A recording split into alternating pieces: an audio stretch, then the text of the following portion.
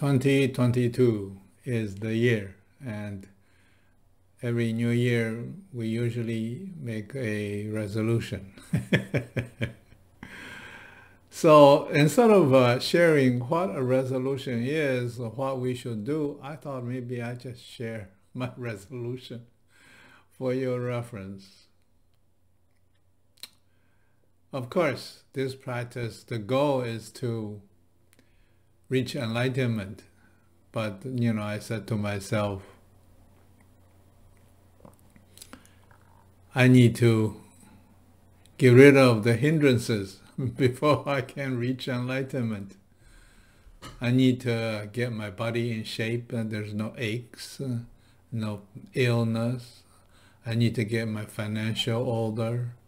I need to schedule a slot of time for me to be able to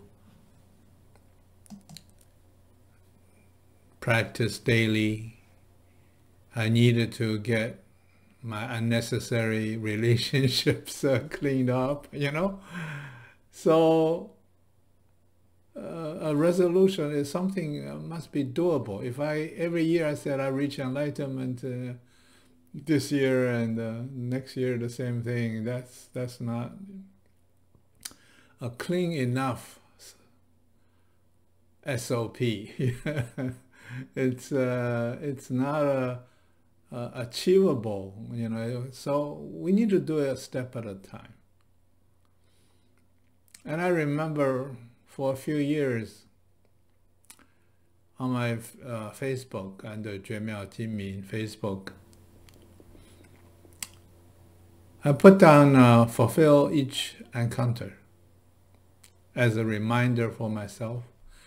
Also because I benefited so much by fulfilling each encounter for the first 7 years of my meditation journey and my spiritual journey. I fulfill each encounter regardless I like it, I don't like it, or I have time to do it, I don't have time to do it.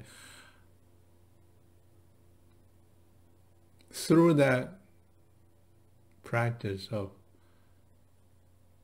fulfill each encounter,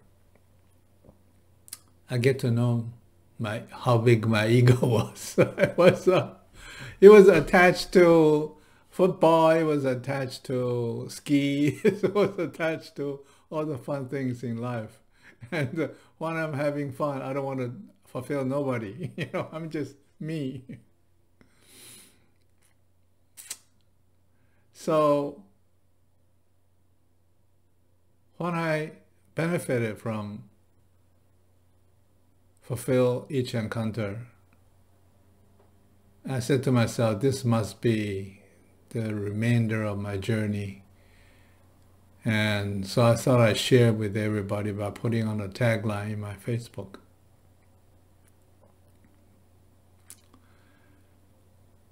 But then people ask, why should I fulfill each encounter? What's my benefit? Boy, that's not a difficult question, but it takes certain awareness to realize why we needed to fulfill each encounter. What is the benefit? But most of this question comes from an ego point of view. What is in there for me? Fulfill each encounter is not for me, it's for the others. Once we fulfill each encounter, we helped others. And then in turn, help us to grow, to be self-aware, to wake up to who we are. So it's not a practice for beginners, the new spiritual seekers, to do. I mean, it's difficult for them to do. It's hard to get rid of the I in each action, each thought, each evaluation, each judgment. So then I switched to that we live like the waves in the ocean. By saying that, what I meant was, for another few years on Facebook, and what I meant to say is, we are, as a wave in the ocean, we are affected by the waves next to us and the current underneath us, by the wind on top of us. Our life is influenced by everything around us. It's really beyond our control.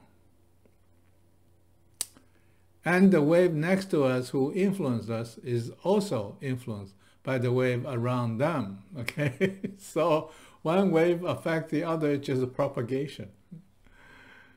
It's karma, it's cause and effect.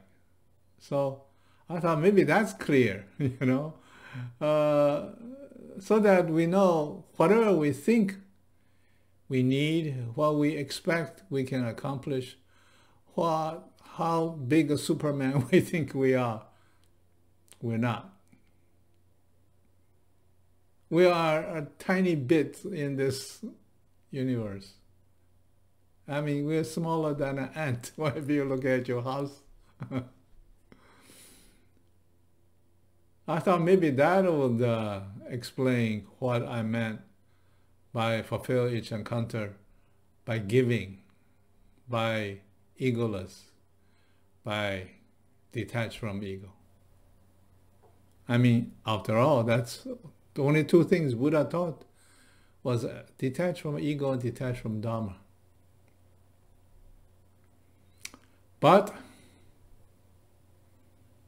that statement that we live like the wave in the ocean didn't wake up enough people, in my opinion. So I thought I had it for a few years already. I should switch. Then I thought maybe I should come up with something mysterious, pique people's interest, and hopefully they will ask questions. Something Zen-like, you know, something beyond the ordinary mind. So I think it was probably last year. I had a new statement as a tagline on my Facebook.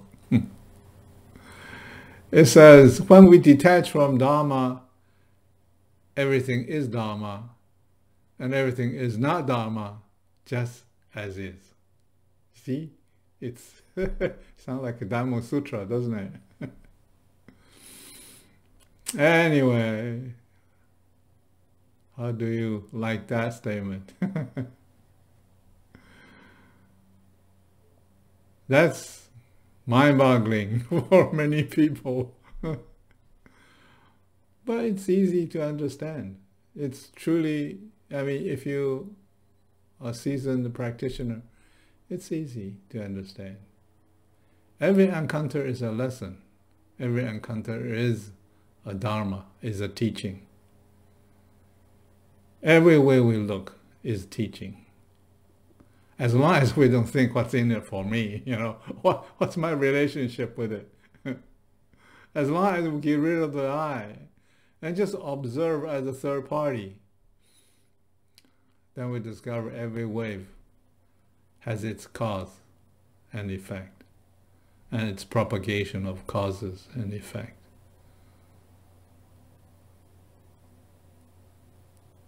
The trap for us seasoned practitioners really is following a certain methodology.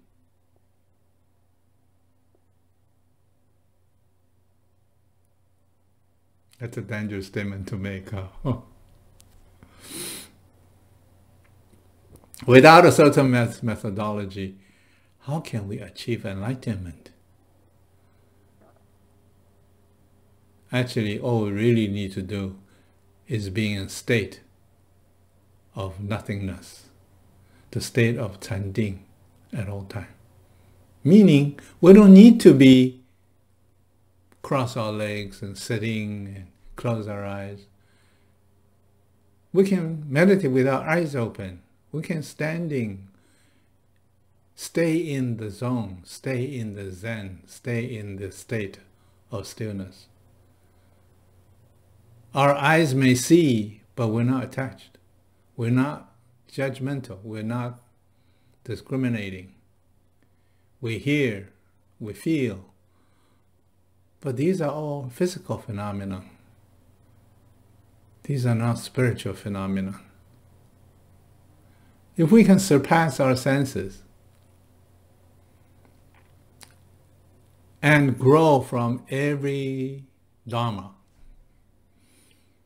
but yet don't attach to the Dharma,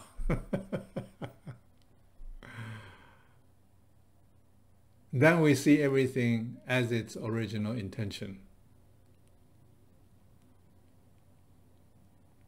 Then we see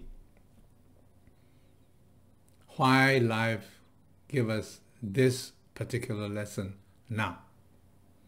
Not yesterday. Yesterday is already past. And no need to worry about tomorrow, you know. Is tomorrow going to rain? Hey, if it rains, use an umbrella. Why worry about it?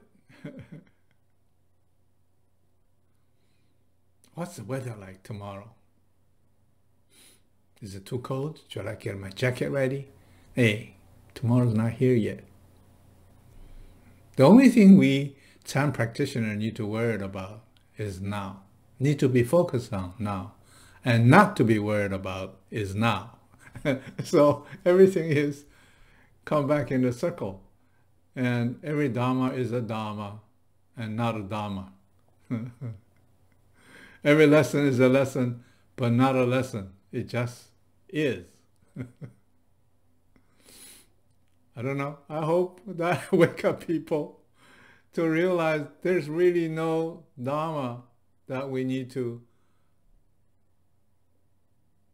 memorize or behave accordingly, or these are just guidelines. And situation change, our heart state change. We just have to remain detached from ego, detached from Dharma, and then we'll be liberated. We'll be free. There's nothing, there's no bondage. There's no self-imposed jail. Make sense? I don't know. I thought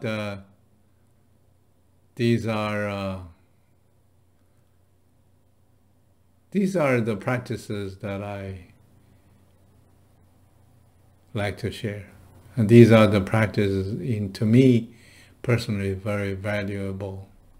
Remind me to see through things as they are, you know.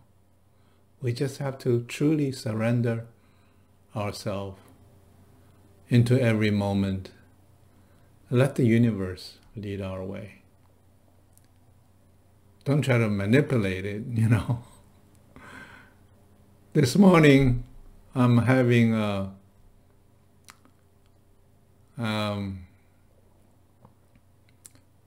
piece of toast. I said to myself, in this piece of toast, I wonder what's the ingredient.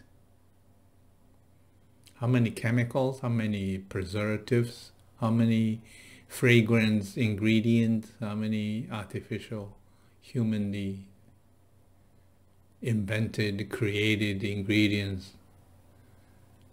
and all for the sake to be more profitable. Oh boy, that thought generated many, many other related thoughts. All these inventions we created is for profit reasons. That's all. I create this invention, I can make a buck. I create that invention, I can make a buck.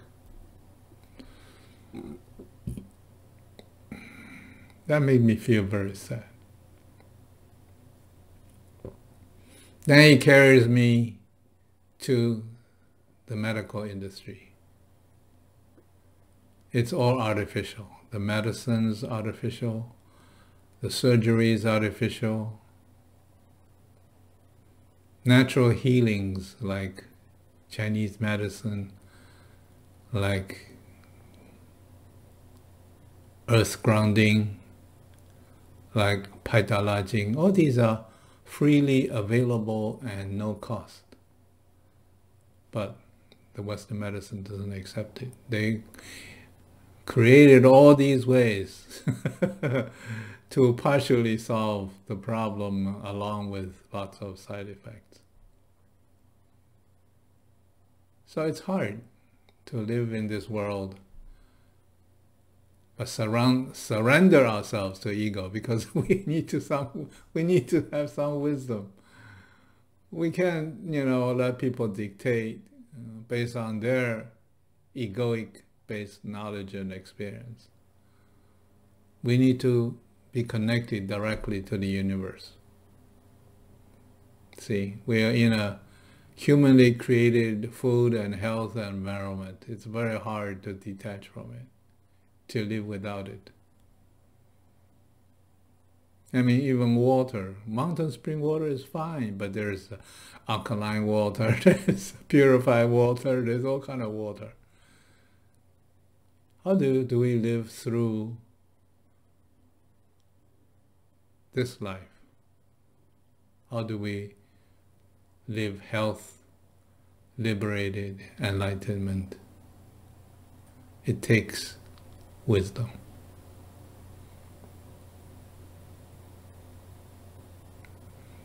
That's just that was just a lot of yalla for complaining.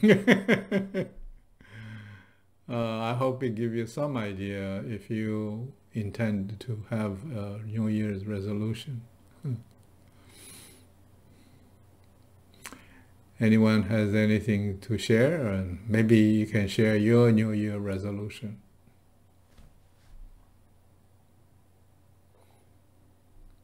Just turn on your video and turn on your microphone.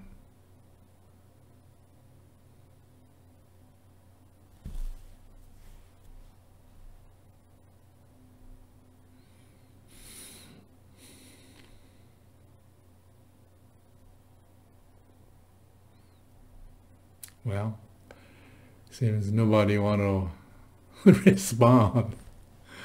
Okay, then let's meditate.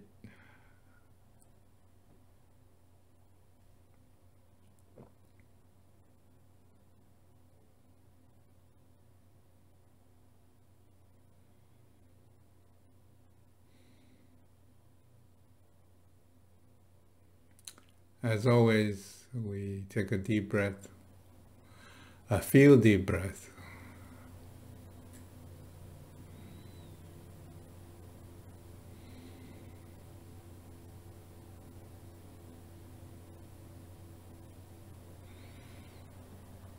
Inhale into our lung.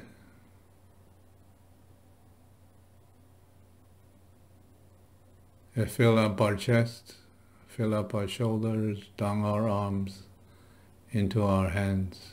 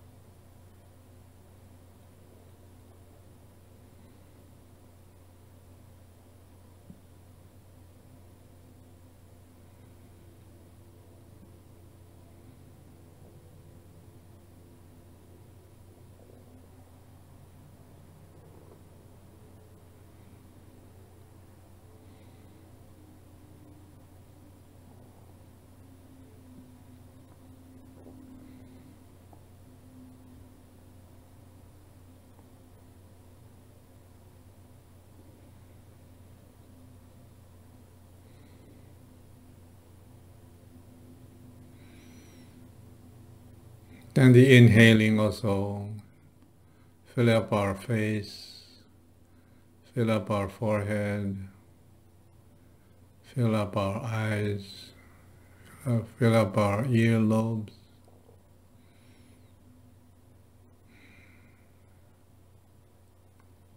Fill up our scalp.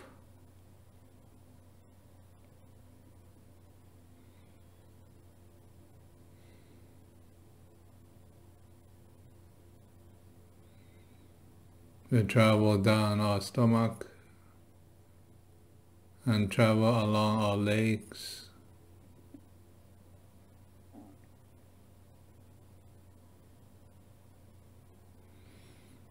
Our whole body is filled with qi. It has a certain swellness to it, a certain warmth. You may actually see some light from your Dharma eye chakra.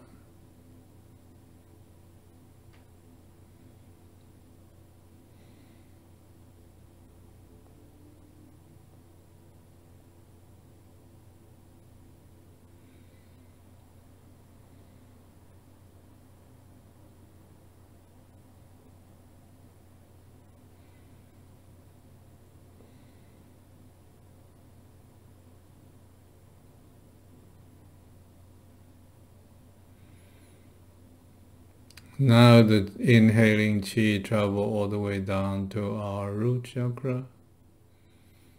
You'll find some vibration near the root chakra.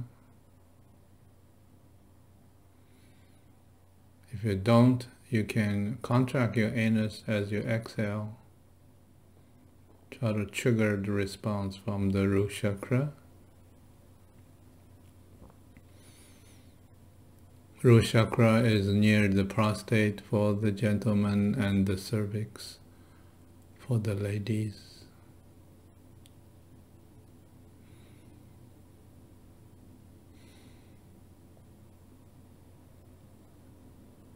Now the root chakra travels up to our heart chakra in the middle of our chest.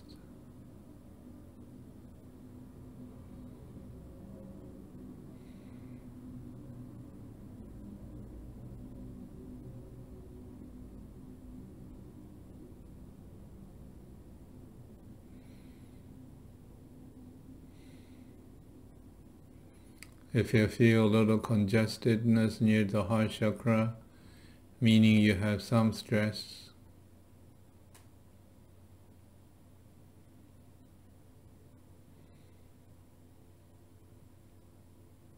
too much holiday party stress,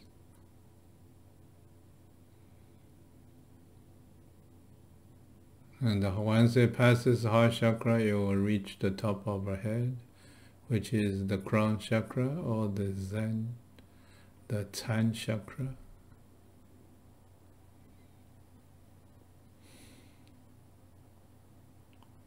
Once you'll be able to connect the three chakras together, the root, the heart, and the Tan chakra, try to line them up into a straight line.